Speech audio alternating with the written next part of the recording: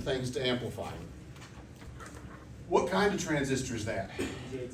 So- It's a bipolar junction transistor. So the way I remember this, I heard Dr. Vendreopis talking about, she says, I'm not even doing PNPs. So I approve of that for at least the first exposure. The way I always remember this, we're venturing off into Marstrander land already. NPN stands for not pointing in. That's not true. But that's the way I remember. It's not pointing in. There's this little arrow here on one of the things going out. If you have a PNP, what it really is, it's a layer of N-doped material and P-doped material and N-doped material. But the way you draw it, you have the arrow going out. A PNP looks just the same, except the arrow points in. And I call this pointing in proudly.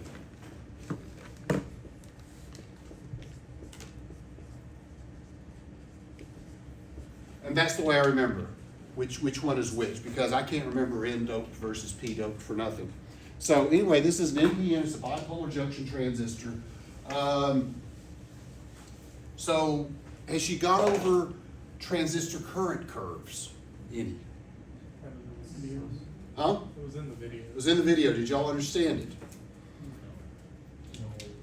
So the device here, basically I drew a circle around it. The fundamentals you learned in circuits are not broken. They still work, but they have to get a little bit more complicated. Kirchhoff's current law still holds. We have a 3-point junction here, so current comes down, current comes out, and current goes that way. The sum of the ins equals the sum of the outs. Same deal with this thing. So we name these things regardless of which way the arrow points. This sucker here is called an emitter. And this sucker here is called a base, and this sucker is called a collector. And I sort of drew this a little bit more like, you know, she drew an actual voltage source over here going from top to bottom, but most people just draw a line and say that's VCC. They don't bother drawing the wires to the battery. So there's that. You have resistors going up, resistors coming down. What the heck are we going to do with this thing? Well, we also have currents, but we have directionality on the currents, which is kind of a convention. We have current coming in the collector like this. We call this the current going in the collector. We call this current coming in the base. And we have current coming out the emitter.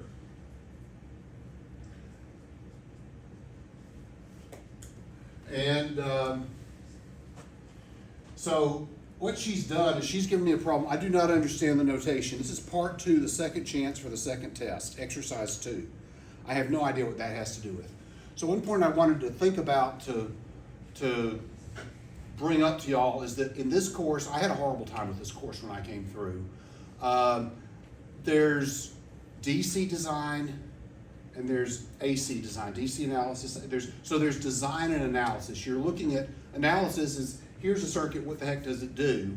And then there's design, which is, okay, I want a circuit to do this, what component values do I pick to do something? And then there's AC and there's DC, and these are kind of separate things. So what we're looking at here is a pure DC circuit. We're just assuming that there's a fixed current going everywhere. So the way I like to draw this, I'm going to switch colors here, is I like to assume is that you have a current, well, let me draw a bigger version here. If you have a transistor, and when I came along, we put them in circles. Well, when my dad came along, they put them in circles. But you normally assume that I sub B comes in here and goes that way, out I sub E. And you also assume that the collector comes in and goes right out. So therefore I sub E is equal to I sub C plus I sub B. Basically, the collector current and then the base current add to make the current that comes out the emitter. And that way, if you just leave it that way, that solves Kirchhoff's current law with the thing. It's a 3-terminal device, but if you just draw your loops that way, then it inherently solves Kirchhoff's current law, right? So, what's this crazy thing called beta? What's beta? The gain. It is a current gain of the transistor. So typically you would say I sub C is equal to beta times I sub B. This is not an absolute always true thing. This is over the region of operation, this is true. So what happens really, if you were to draw a graph across a thing, what we typically do is we assume, that's fine, we assume that what we're gonna do is we're gonna have, am I boring you? No. This is all No, I you? feel like I'm learning. Okay, so we've got the transistors sitting here like this. Like I said. And there's your emitter and there's your base. And so we have, there's your collector, we have an I sub C coming in, we have an I sub B coming in. And so what we would do is we would measure, and this current just kind of does this number and comes out and contributes to I sub E, which is going out. And I sub B comes in and adds to it, and I sub C plus I sub B makes I sub E. And by the way, if beta is big, I sub B can mostly be neglected. Now, I'm gonna do some horrible things here that she would not like. Her solution is better than my solution, but I'm gonna show you some Viking sword to solve the problem techniques, which will ignore base current. And you can kind of see if you're doing it right if you do that. Then you go back and add the base current in and make the finesse of it work perfectly the way she's gonna teach you. So here's this thing. So what this thing really kind of is let me draw the curves. You've got a voltage measure here. This is the voltage of the collector with respect to the emitter. And so what we'd like to do, for illustration purposes, the curves, we say, what is the collector current versus the voltage of the collector to emitter? And so we'll come along and we'll draw a graph of that. And we'll say, okay, here's the voltage of the collector to the emitter, and this is the current in the collector. And the transistor is a one quadrant device. Here's 0, and the thing typically does not work if your voltage collector to emitter is 0 or negative. In fact, it gets close to 0, it doesn't work. And it also doesn't work if you try to suck current the wrong way out of the collector. It only works in the first quadrant. Up here we have positive collector current is drawn and positive voltage on the collector with respect to the emitter. That's the only way the thing really works the way it's designed. Otherwise, it's kind of like a diode that just turns off.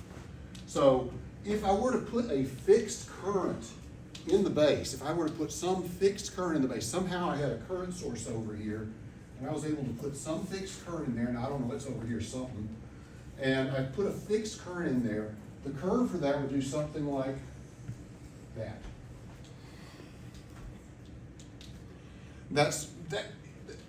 Mostly we're gonna operate it up here on this flat part here, and it's not quite flat, it sort of has a slope, but it's mostly flat. And so this is for a particular I sub B. And if you suppose we did a bigger I sub B, we'd get another curve like this. If we did a smaller I sub B, we'd get a smaller curve like this. So basically, if we put 0 for your base current, you basically something down here, I sub B is equal to 0, and you basically don't get any current through the collector. But the spacing of these is roughly proportional over the region that the thing works in.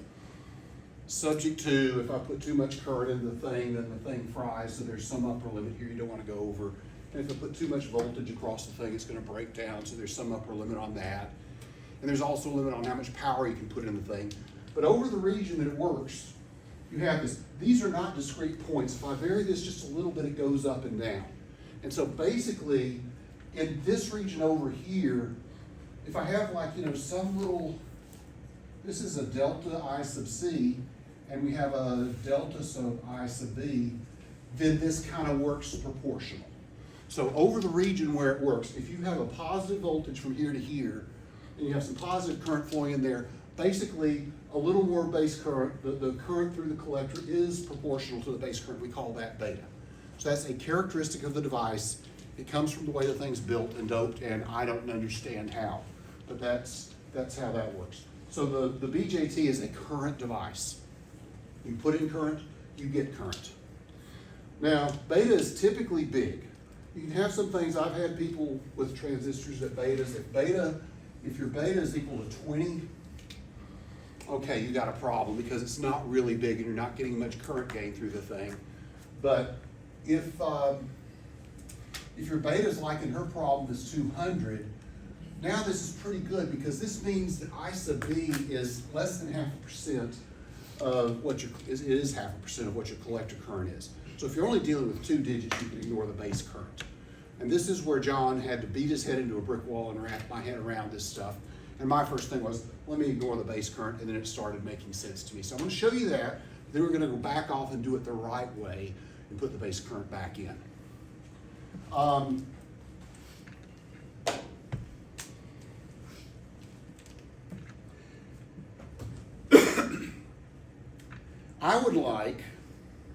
I'd like to do a couple other things, and I would like to jump to part C of her problem first, if that's okay. Is that okay if I jump to part C of her problem first? Because to me, it kind of clarifies what's actually going on here. And then maybe I'll show some AC stuff. So we got the curves going like this. And on these curves, you know, again, the voltage is across here. So on her circuit here, she says we've got a collector resistor of 5 kilo ohms.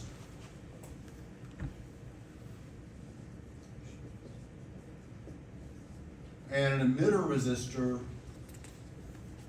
equals, I think, 1 kilo ohm. And VCC is equal to 12 volts. I'm going to ignore this part on the back for a while. Is that right? I want to get it right before I do anything. Okay, so got 12 volts up here with respect to ground, and just something's back here. So if you took micros with me, you'll remember that little Johnny John said that a transistor was like a gate. It's like you've got a garden hose gate, and you just take your little bitty hand, and you don't put much force, but you can open or close the gate. So let's take this transistor here, and let's just pretend it's a gate. We got a 12 volts up here, and we got a resistor here, and we got a valve here. Basically, it's a switch. We could open or close it gently, but let's just pretend it's a switch. And this is R sub E is equal to 1 kilo ohm. How is this wrong? Well, how this is wrong is that the base current comes in, so we got more current flowing down here than we do up here, but it's only 0.5% more. So what I'm going to show you is wrong, and then we're going to go back and fix it and do it the right way. But what I'm showing you is 0.5% wrong with what's going on down here, okay? Because I'm neglecting the emitter current. But suppose this circuit is open. Suppose that switch is open. I've got some sort of little valve cap over here, and this is my terrible failed art in the 3rd grade. You know, this is me reaching in with my hand to open the valve. There's my hand opening the valve, and I open the valve, and it's just gentle. There's not much. And suppose I hold the valve completely open. How much voltage is across the transistor? There's no current, so there's got to be 12 volts. So over here, I say there's 12 volts. How much current's going through it? 0. We got a point right here where we know the transistor can operate. There's 12. If the transistor is completely an open circuit and there's no collector current, then we got 12 volts across the collector to emitter, and it's no current because it's wide open. Okay, let's do the digital logic thing. We're going to treat it as a switch. We're going to drive like your grandma and either slam the accelerator to the floor or we're going to slam the brake to the floor. Let's slam the brake to the floor. Let's close this thing, and now it's a short circuit. If I close the switch, what's the voltage across it? It's 0 volts, right? How much current's flowing? 2.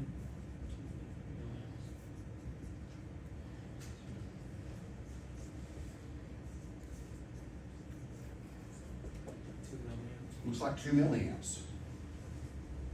So if I come up here and say 0 volts, and let's just say this is 2 milliamps, that's also a point where the thing can happen. Does it make sense? This is the way I reasoned my way into transistors. So we've got this thing where if we close it completely, we're going to have no volts across it. We're going to have 2 milliamps flowing down through the top. And if I open the thing completely, we got 12 volts across it and no current. But this is a current device. What if I reached in here and I replaced the thing with a current source? What if my little hand reached in And I said, you know what, we're not gonna do a switch, we're gonna do a current source. I wanna put 1 milliamp through here. So the transistor now I'm gonna turn into a 1 milliamp current source. So we got VCE, and we know the current's 1 milliamp, so it's somewhere around there. What's the voltage VCE? Just, we got 12 volts up here, we're pulling, there's nowhere else for it to go straight down through here. 6 kilo ohms are putting 1 milliamp across that. And so we got, this is gonna have 5 volts here. This is gonna have 1 volt. Means that better be 6 volts, right?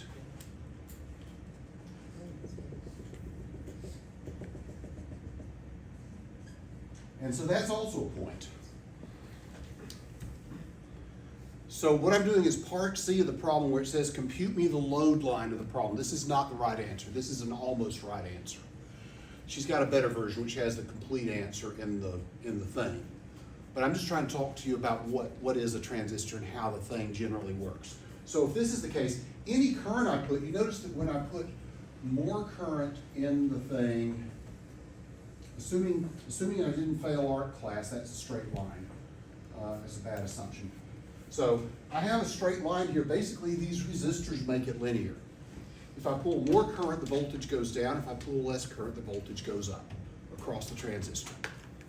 So it's a linear thing. So this is like when you're putting on the brakes to stop instead of slamming on. If you slam them on, then it's like, or accelerator to the floor.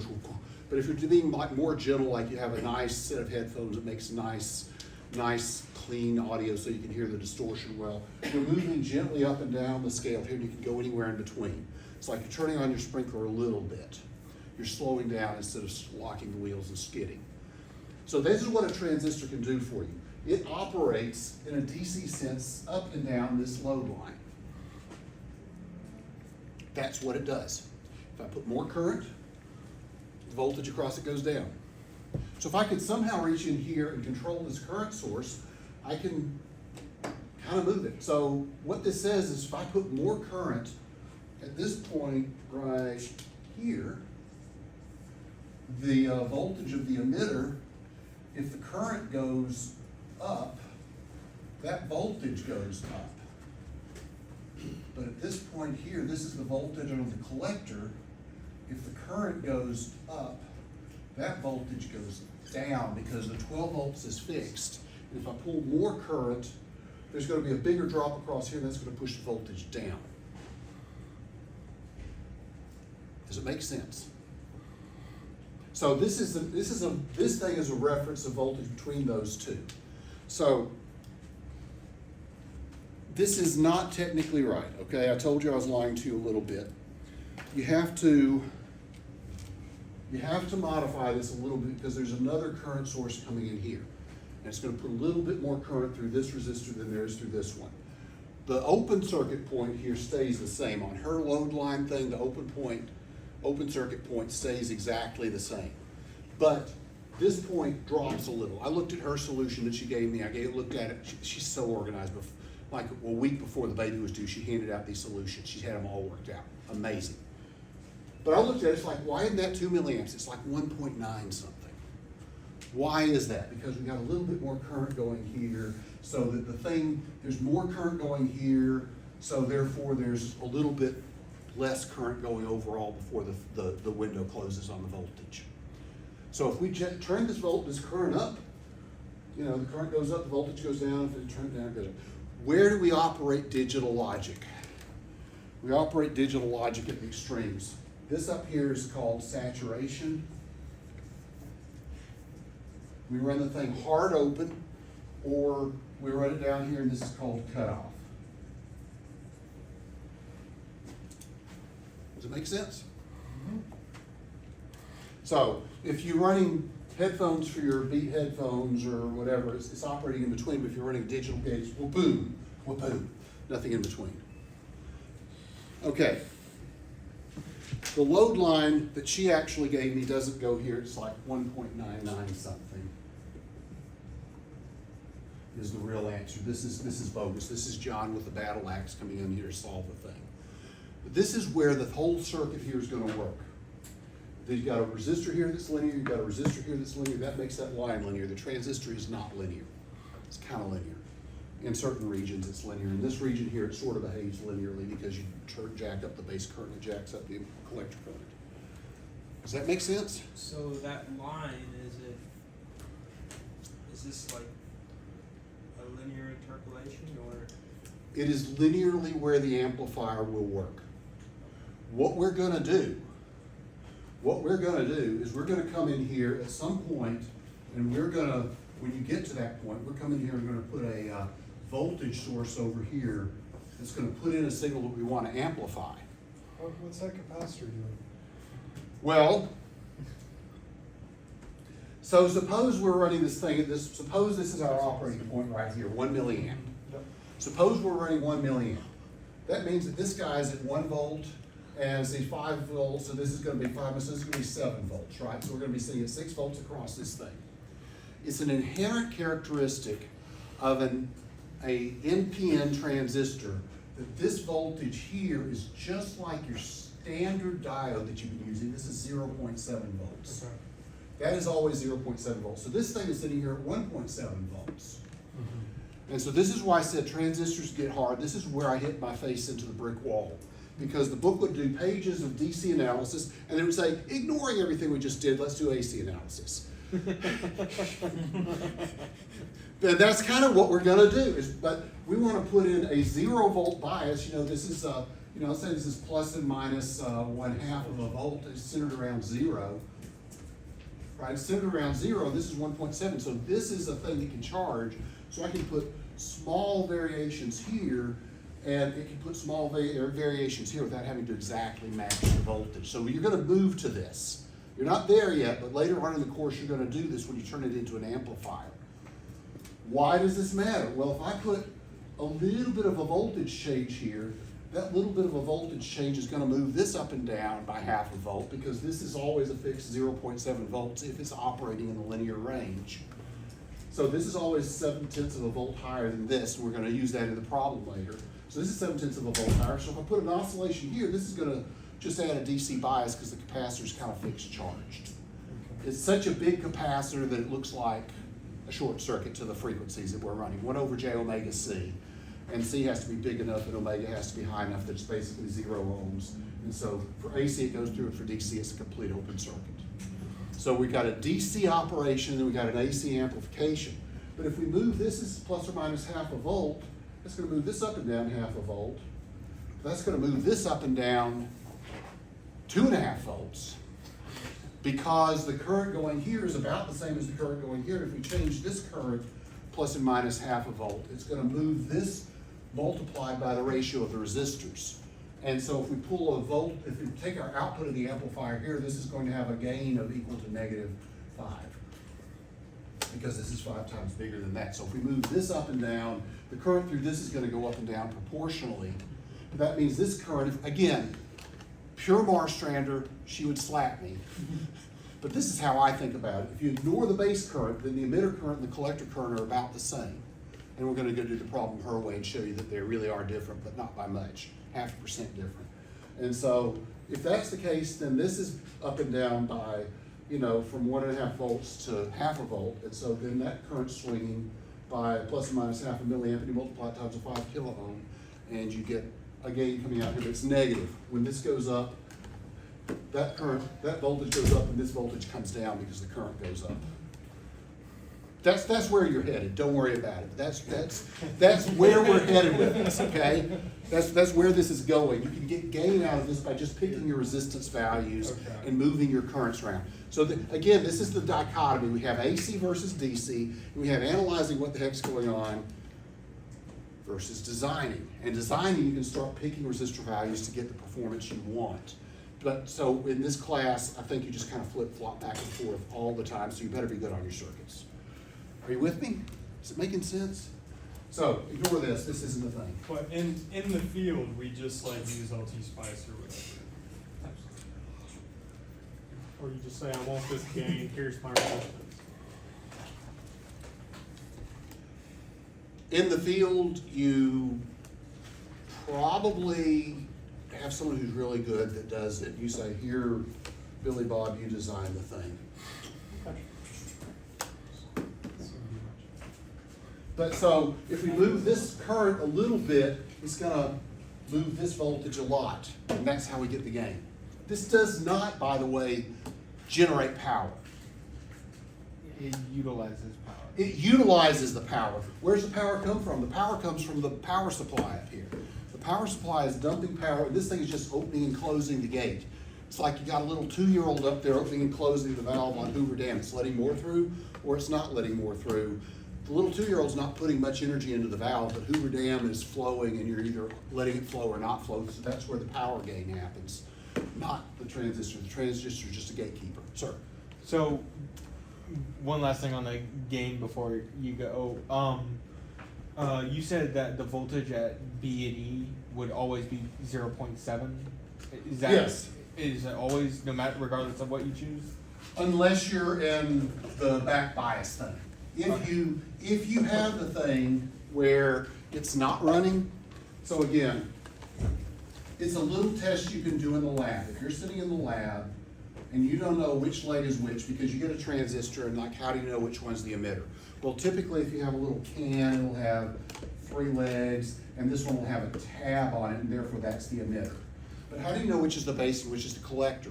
If you take out your diode meter and you put it on the thing, it will measure out like you've got that and that. And if it measures that way, if you can measure that, then it's one of these because it's an NPN.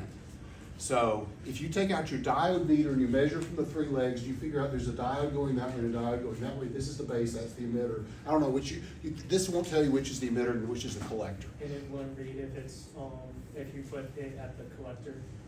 If you put it at the collector, you're gonna read a diode to the emitter and you're gonna read a diode to the collector if you put it at the base.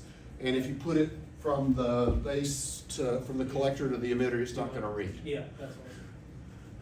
So that's how you can tell in the lab which you need to know which one's the emitter versus the collector, but this will tell you which one's the base. So you can do that. So if you're doing this, yes, if it is operating where there's any current going here, yes, voltage of base to emitter is 0.7 in the case. It's actually a diode curve. It's really, it really is a diode curve. We're just saying that's 0.7. But you know, if this is I sub B, it you know, B sub B, it does go up and down a little bit, but for design purposes, we say it's 0.7. If we have very, very little current, it might not be anything. If we pull this hard to ground, there's no current flowing there, and therefore the thing's wide open. It's an open circuit. So you can do this to just turn the thing off. You jack this down below the emitter voltage, and it's off. And if you want to turn it on hard, one way to do that is you just put a resistor here and you put a plus V big over here, and it'll put as much current as it can through there, and it's 0.7, and that'll give you all the current it can possibly take there, and that'll turn it hard on. So that's done a lot with digital circuits. And if you do that, probably you put your load here.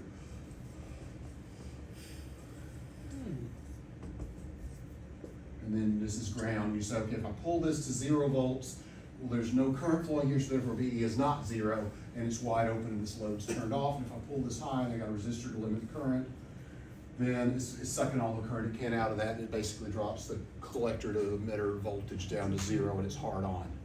You'll see this a lot in digital circuits driving higher power things.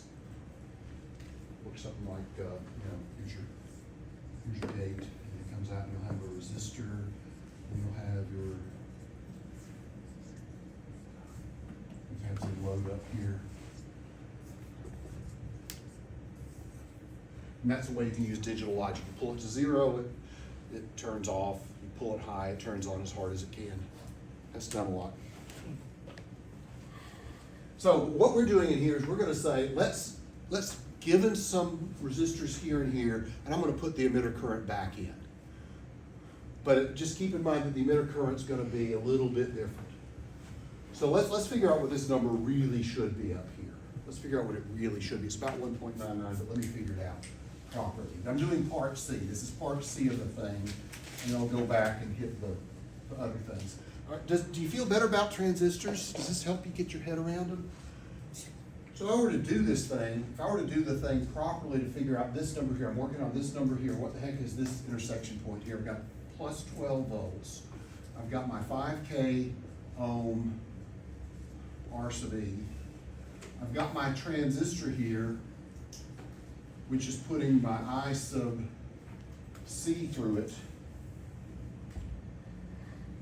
And out of some cloud over here, I've got my I sub B coming in. And these are gonna join together and make my I sub E, which is then going to go through this resistor to ground, and this is an R sub E is equal to 1K ohm. Well, this current is not equal to this current, right? It's different. How much is it? It's- Well, we got this little thing right over here, don't we? So if I sub C is something, then I sub B equals I sub C over 200. So I sub E is equal to 1 plus 1 over 200 times I sub C. This is not the way she did it, but this will get you the same answer. So I have 1 plus 0.5% times this I sub C through the 1K and the 5K, and I've got some current that will give me 0 volts across here. So I just assume the thing is shorted out, and I say, okay, I've got 5K ohms times I sub C plus 0 volts collector with respect to the emitter plus 1 kilo ohm times 1 plus 1 over 200, 1 over beta times I sub C, and all that's gotta be equal to 12 volts. And then I solve for I sub C. I don't have a calculator handy, but let me see if I can do this. This is 12 volts over 5K plus 1K times 1.005 is equal to I sub C.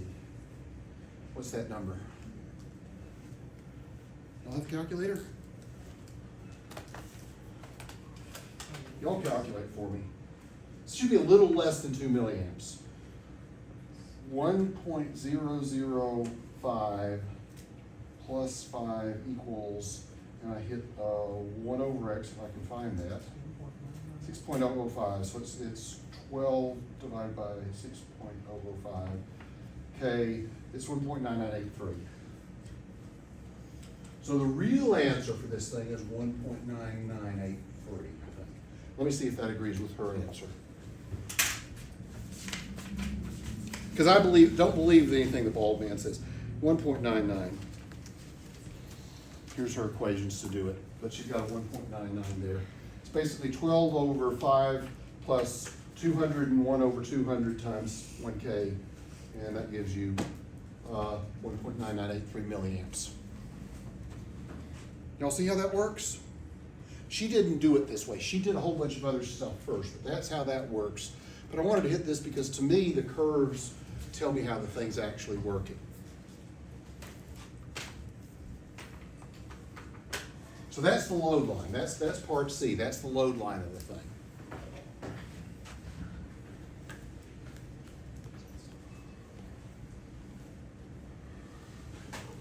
Sir? For the final equation, should it be 1K plus 1.005? No, you're spot on. I sub C times 1 plus 1 over 200 I sub C times 1K. That's the Okay, voltage. now I see, Yeah. I think it's right. But please call me on it, because I'm not the world's expert on this. Okay, so this equation kind of is our thing, and they're using a beta of 200, which is pretty good beta. Okay. Does it make sense? Does it kind of work for you? So the thing's gonna be on that curve. So let's look at this thing a little bit better. Maybe I need to draw it bigger.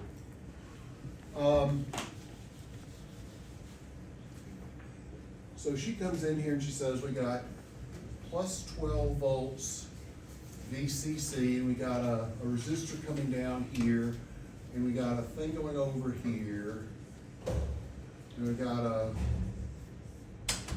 5K ohm R sub C. We got I sub C coming this way. We got I sub E going this way. We got a 1 kilo ohm resistor on the emitter, and that goes to ground. Then we got some resistor over here, and that's going to ground. And so we'll call this R1 and R2, I think is what she calls them. R1 and R2.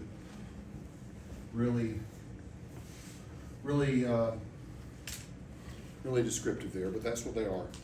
Happens a lot. So what's the problem? So he says R1 is 30 kilo ohms. Okay, fine. So she says 30 kilo ohms here.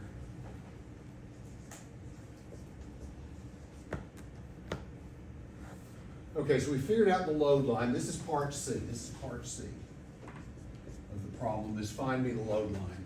And it's 1.998 milliamps is right here where it hits the thing. Okay, so that's the load line. You find the intersection there, you find the intersection there, and the thing operates somewhere on the linear line in between there. It's linear because of the resistors R sub C and R sub E.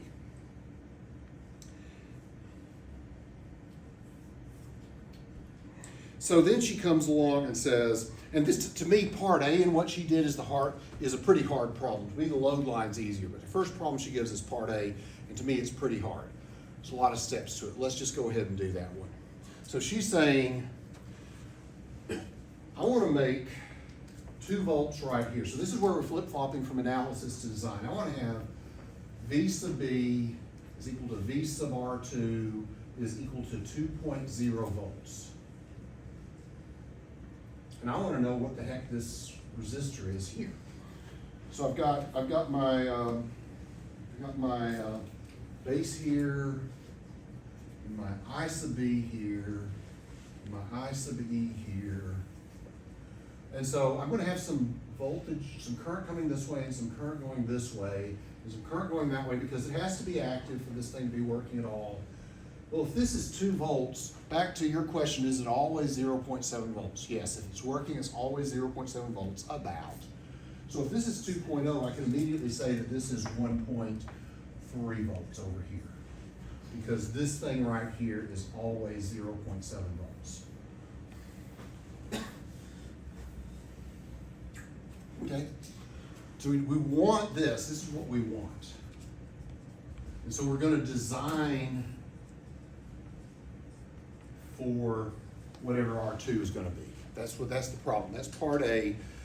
What are the values of R2 and a whole bunch of other things? But first you got to pick the value of R2 and then find all the other things. But we want this. This is a given thing. We're given all this other crap and a beta of 200. We want this and some other measurements. So let's figure out the other measurements. Okay, so if this is 2 volts, and that's 0.7 volts going that way, then this has to be 1.3 volts at the emitter. And so how much is this current going here? I sub E is equal to what? Well, let's see, it's 1.3 volts over 1 kilo ohm, right? Which is equal to some number.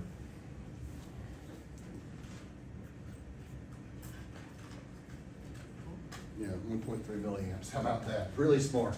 1.3 milliamps. Let me see if I'm even remote. I'm solving it my way. Yeah, so there's I sub E.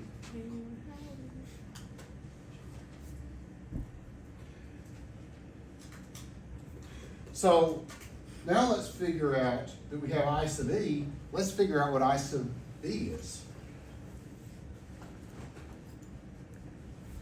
Well, we know that I sub E is equal to I sub C plus I sub B. And we know that I sub C is beta times I sub B, so this is equal to beta times I sub B plus I sub B, which is equal to 1 plus beta times I sub B. So if I know I sub E, which I do, here it is, I can stick it in there, and I can solve for I sub B. So I take that and I divide by, this is milliamps because this is kilo ohms and that's volts, so it's milliamps. You gotta get your millis and kilos right. And so I'm gonna divide that by 201. And that's 6.5 milliamps.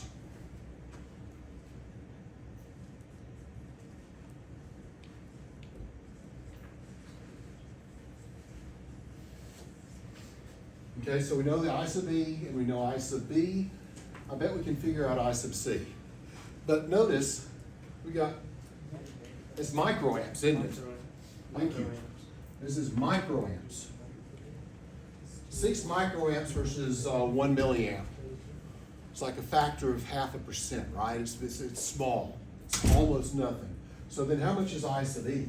I mean, I sub C, well, that's equal to, you know, as well, I've got beta times I sub B, and we know that I sub B is 6.46 microamps, and this is 200, and so that's gonna be equal to, 1.2935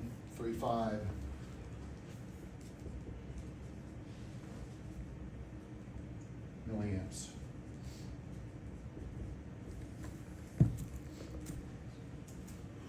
So that's almost the same thing as I sub E, right? It's close. That's why Marstrander said, when I'm first doing this, when I'm trying to figure out if I'm even in the ballpark, I ignore the base current. Then when I want to be precise and get it right, I go back and stick it in and make sure it's right. So are you with me on that? So this is now doing it the right way. We got the right answer here because we put the emitter current in, we got the right intersection on the load line. This is the right answer for the emitters and the collector and the base currents. What else did she want?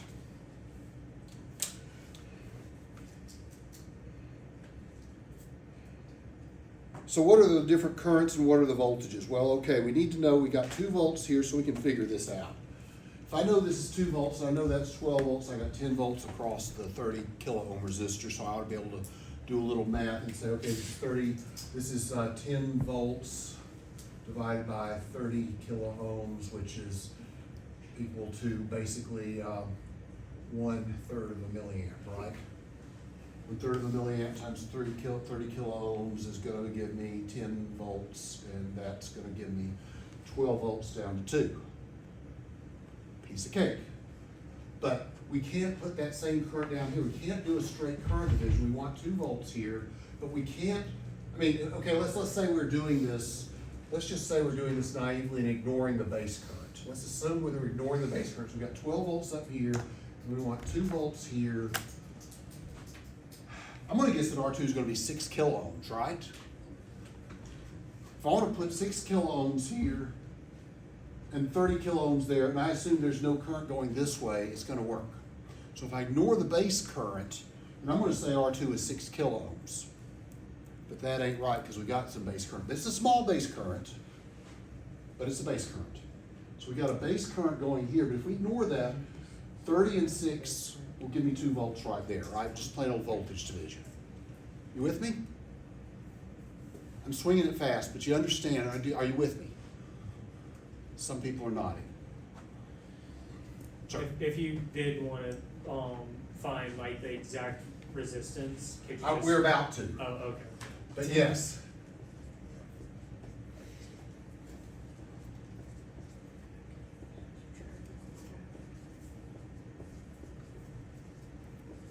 I'm gonna say that's gonna be right? Just plain old voltage division, 12 volts, 30 and 6, that's gonna give me 2. 6 out of 36, it's 1/6. 12 divided by 6, 2. But it's not, because we got some base current going here, but it's small. So we're sucking the base current out here, so we're gonna have less current going this way, so we're gonna have a bigger than 6 kilo ohm resistor here by a little bit to get this up to 2 volts where we want it. Now, if I'm doing this in the field, I'm just gonna stick a 6 k ohm in there and say it's not quite 2 volts, it'll be a little bit low. That's what I would do in the field, but I'm not an expert at it. Let's do it the right way. So the right way is, let's see, what do we got here? Let me write down my answers over here. So I have, for this thing I have I sub B is equal to 6.46 microamps. I sub E is equal to 1.3 milliamps. I sub C is equal to 1.2935 milliamps. Okay, so there's some answers. I'm gonna take this down now.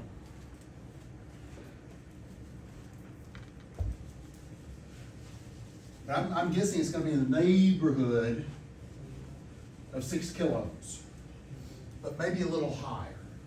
Maybe a little higher. We wanna have 2 volts there, so what do we do? So I've got sitting here, I'm gonna say, okay, I've got this thing coming down is 1/3 of a milliamp, and this thing going here is gonna be 6.46 microamps, which means how much current do I have going here? Oh, math is hard. 333.33 microamps minus 6.4 is gonna be like what? 3.26. Yeah, 3.26. 0.326, what? 8, 8, 6, and then 3 circles. 6 milliamps, right? 0 point that many milliamps coming down. We have 0.333 coming down. You pull off 0.006, and so we get something in the neighborhood of that. Sure, I buy it.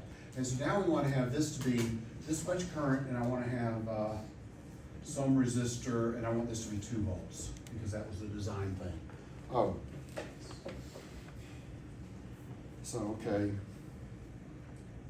Should be about 6,118. 1.3 divided by 201 equals 6.46 and 7. And then so I say, I take that and I say that and I subtract it. Where's my change sign? I say 0.33333 minus answer equals that number. And then I say I want that to be 2, so I take V equals IR. Math is hard. So we take voltage over that, so I say 2 divided by answer equals, let's go say 6.11. Right? So 6.119.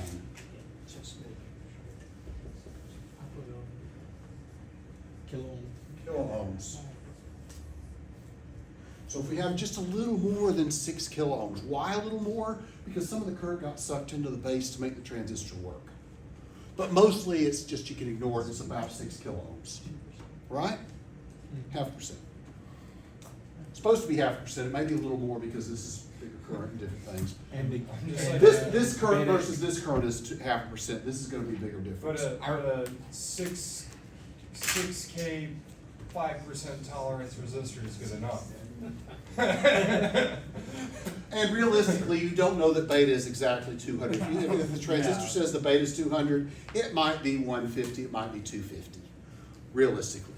I remember Wilshire on Tuesday had us do beta as 100.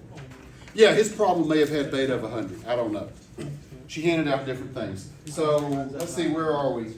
So we have, If we have R2, so here's our R2. 120.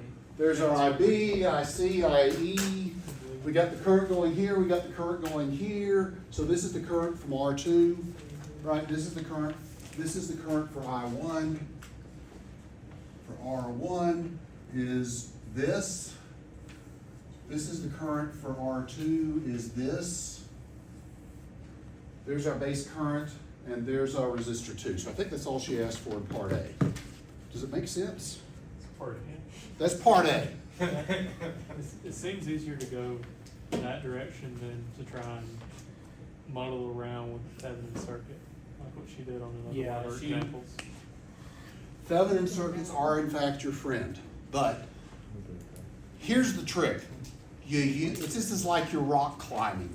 You find whatever hold you can grab onto, because there's 12 ways to skin this cat. Okay? Right?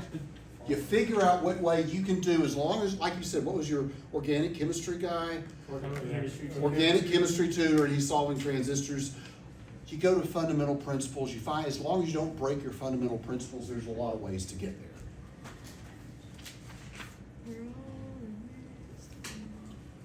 With the calculated value of R2, obtain the Q point. That's part B.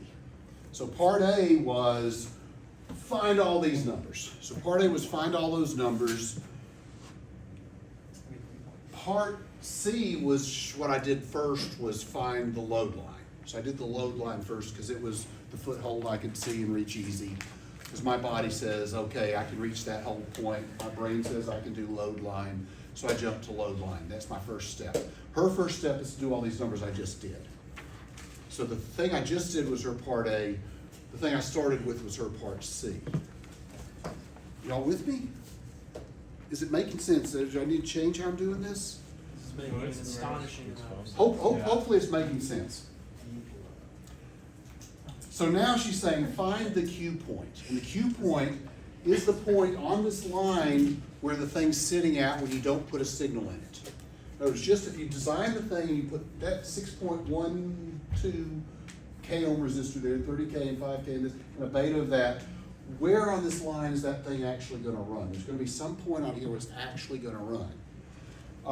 So she finds the Q point first, and then she finds the load line. But the Q point has gotta be on the load line, because the Q point is where it's just sitting there quiescently. That's what Q stands for quiescent, which means you're just kind of sitting there. Y'all, anyone know any neuroscience? When you're looking at the brain, there's alpha waves and beta waves and all these things going on. Yeah. When you're just sitting there, so any of y'all in relationship, and if there's a guy, and you go up to the guy, ask the woman here, because she's got a guy. So if you ask the guy, and you go up to him and you say, what are you thinking about? And he says, nothing. Right? This happens. That's called the default mode. He really is thinking about nothing. Every one of the guys in here knows what I'm talking about. You're sitting in a room, you have a place in your head somewhere, it's a room that's completely empty, and you just sit in the middle. What are you thinking about? Yeah. Nothing. That's the default mode. That's what your brain does. It's just got kind of like a little thing. The Q point is the default mode. It's the nothing. They're not doing anything fancy. It's just where is it sitting? It's the quiet room. It's the quiet room. The quiescent point is the quiet room, okay? So the Q point is what she wants for part B. Q point for part B is, where's it sitting if I do all this? In my head I do, and I close my eyes and I'm there. It's too loud. We know what I sub C is. So it's just gotta be like, 1.3. Come along here and say 1.3 milliamps is, the Q point. We just come over here and come down here. Oh, shoot, that makes so much sense. Right? Genius. So it's based on the current on the collector. Yeah, the quiescent point. Where is it sitting? All right, so what's the part B? What's the quiescent point? You may have answered this already, but I may have forgotten. But on the load line, is the load line always linear? The load line is linear. You have linear resistors here and here, and you have a rock wall power supply. If you have a crappy, if you have a very, very good power supply, so everyone's been stuck on the road and their car didn't crank. You crank the car and the headlights dim. That's not a solid power supply. If you have 5 billion cold cranking amps, and you turn the thing and the voltage doesn't drop and your headlights stay lit, that's a good solid thing. So if this is a rock wall like that, it can dump all the current it needs, and these are linear, then the load line is linear. Sir? Not that I'm prepared for the answer, but what if you start throwing non-linear components in there? Heaven help you. Noted.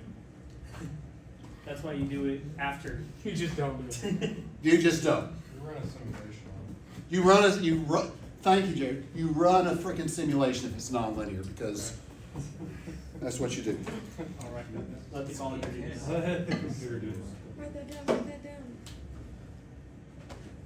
So what she did here is she basically, to solve for this voltage, she just said, oh, well, I know I sub C, I know this resistor, I know I sub B, I don't care about that, I know I sub E, I know this resistor, therefore I can compute this voltage, I can compute this voltage, and the difference better be that voltage at 1.3 milliamps. That's what it better be. So let's just see if I can get my same answer as she did.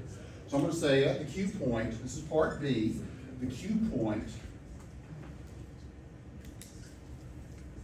So I know that I've got, here's 12 volts, and I've got a 5K ohm, and I've got how much going through it? It's the collector, so this is gonna be 1.2935 milliamps. So how much voltage is that? I don't know. And then we got, this thing, and we wanna know that voltage, V sub CE. And then we got down here, we have, 1.2, let me draw it right. 1.3 milliamps, because some of it's getting added here, uses 1 kilo ohm. So we know that this is gonna be 1.3 volts, so I just gotta multiply this out. What's 1.2935 times 6? I don't know. 1.2935 times 5 kilo ohms is 6.4. So this is gonna be 6.4675 volts, and this is gonna be 1.3 volts, and so I say add 5.17. 3. And so I get 7.7, and I take away 12, and I get 4.23, which I don't think is her answer, but let's just see. 4.2325. Did I do it wrong? She's got 4.5, I think. No, she's got 4.25. Close enough. Rounding error. So there's this voltage here. Voltage for the quiescent is there, and the current for the quiescent is there. And so that point right here is my Q point. It's where it's sitting right now, doing no modulation at all. It's just kind of sitting right there on the load line there. Bada bing, bada boom. Does that make sense?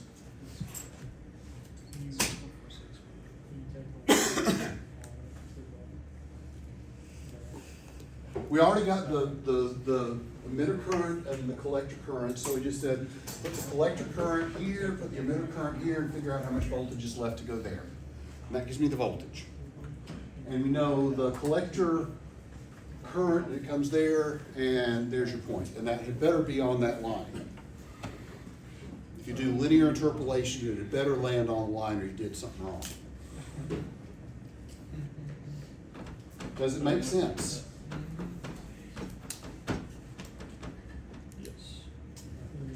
It is beginning to. At least much more than the videos were. After I grind out a bunch of problems, maybe.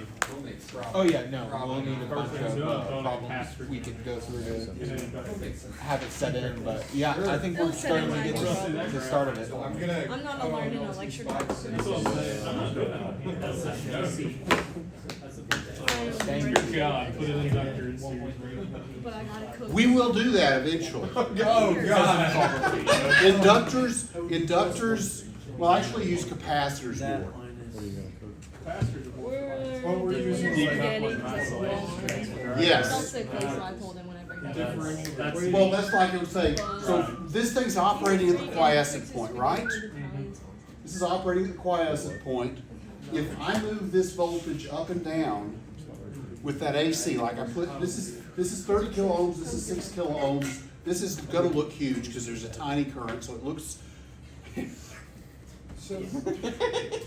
beta plus 1 times RE, but don't worry about it. That's the effective Thevenin impedance going in there. It's beta plus 1 RE.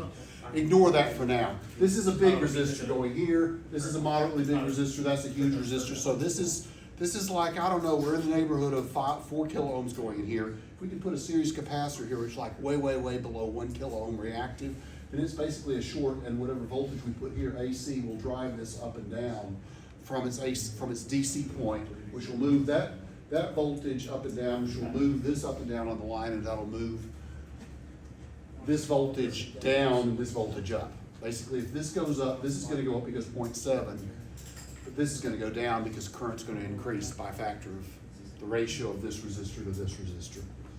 So this may be a dumb question, but you know how you have Laplace transforms with like capacitors? Yes. And Does that happen here? Does that exist for transistors and diodes, etc.? Excellent question. And the answer is sort of.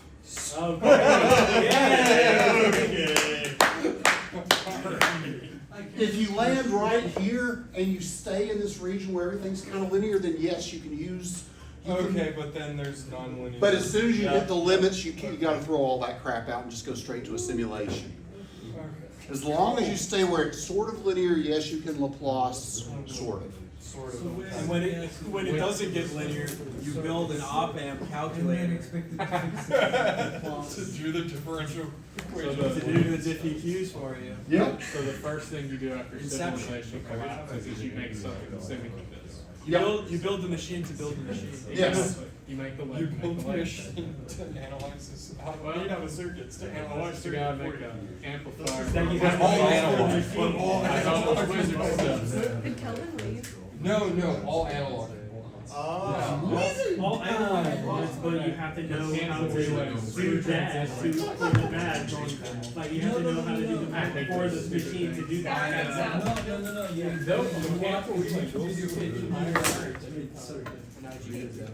You were missing what we're saying. It's right there. He's saying, you know, Have screen advanced time. machines to calculate that kind of circuit. But, Yeah. one of the guys that worked with it, There's so much.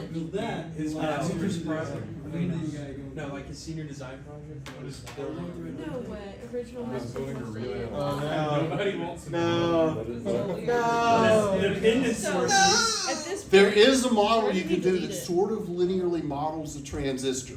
This is a current-dependent current source. We were meant- Whatever beta is, take your beta, your volt, your current here, multiply it times beta, and it becomes that is a current source, which has a current drive equal to beta times ID. And then you have some, this is 0.7 volts in the linear region. And then it went down And to, this is some big impedance because it's a pretty, you know, it's a steep line on the diode curve, I thought right? you said you weren't good at this. I suck at this. So it's a current dependent source. It's a current-dependent current source. Yeah, okay, never heard of that. And then this is a big resistor to model the slope of this line here. It's not quite, you know, so this is huge. Well, if it's not quite linear. Well, this is linear. This is very linear, but this only works in the region where you're in the middle of the curves. Yes. I'll take your word. LT Spice for the win. LT Spice for the win. Stick this in LT Spice, you can do Laplace with this and it'll work. As long as you don't hit the rails. Aren't you glad you're an electrical engineer? What's up, man? Can we have LT Spice for the test? No. Ah, you gotta ask her that. I don't know, man. Get the That's a answer. big frolic no, I think. Yeah, that's. Big no. Yeah, really. LT Spice. I think more lost than LT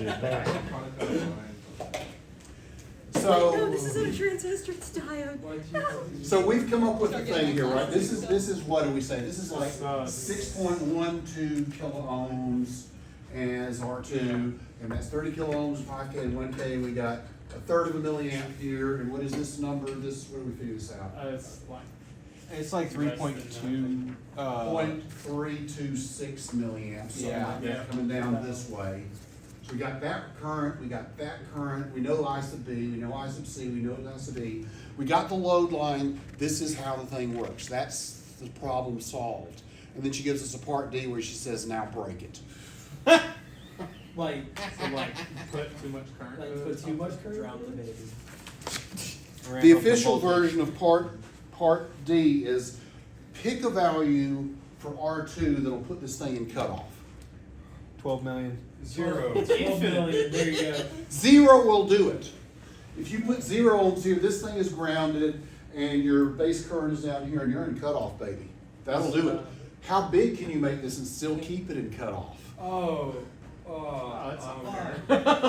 That's So that's her part D. Let's pick a value of R2 that'll put it in cutoff but just barely. 0.1 So that means- ohms. Wait, could you? So we're gonna annihilate this and we wanna pull this voltage down. Well, see, 0.7 volts is just, if we're just barely under 0.7 volts, it'll be in cutoff. So, let's just, Get the calculator. Screw it. Could you just drop the ohm by like the 1 ohm on the resistor? And it jump it cut off? so it could be 0.66 or 6999, 0.699. So let me see what the heck she does here. Cause I looked this up, but I've forgotten it by now.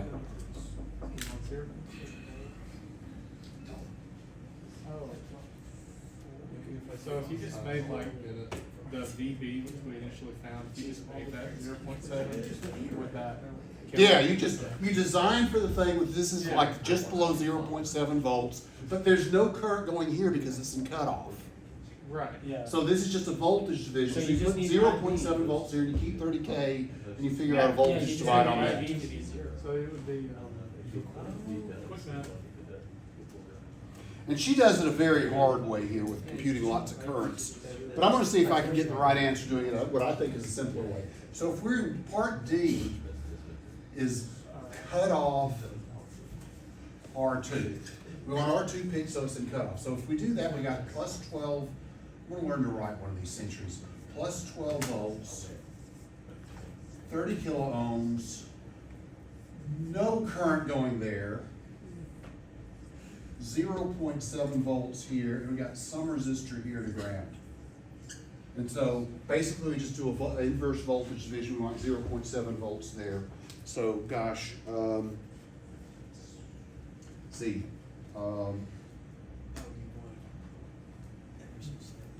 Yes, you. 12 minus 0.7 equals, and so that is 11 point some divided by Gotta do it upside down and backwards. 30,000 equals, that's weird. And then I say that's gotta be that number, and I have to have 0.7. Is it just the 12 minus the 0.7 on the 30K? Run it through with a. I get 1 point, I get the same answer she got. Weirdly enough, I get 1.858 K ohms.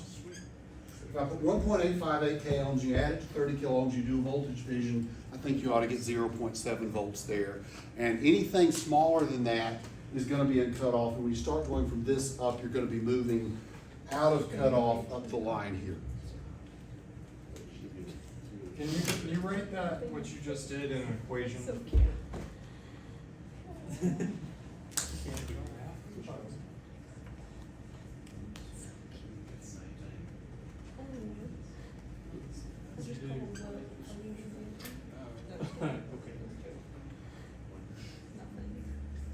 Oh, That's all for R2. okay. Voltage division. Just plain old voltage division. The funk would still be doing. So that was the problem she gave me to give to y'all. That's part A, B, C, and D. Does that help y'all? Sir? Yeah, I see that this is on Zoom. Will this be like recorded and posted somewhere so I can go back and like slow it down? I don't know. Did y'all? We got it. You got it?